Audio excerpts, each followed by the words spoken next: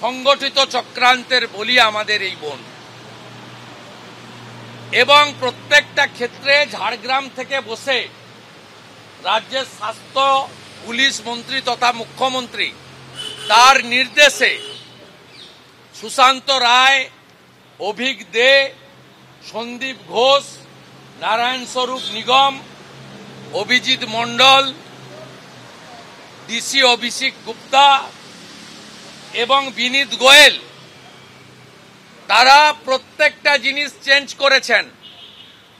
Basin change করেছেন, পোশাক change করেছেন, প্রত্যেকটা জিনিস চেঞ্জ করেছে এবং 5 দিন ধরে এভিডেন্স ডেস্ট্রয়ের কাজ হয়েছে।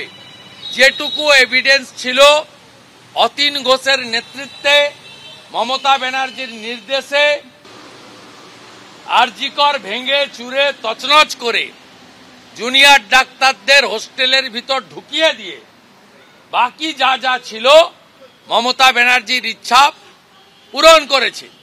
এবং সিপিকে কেউ না ডাকা সত্ত্বেও রাত্রি 12টায় গেছেন।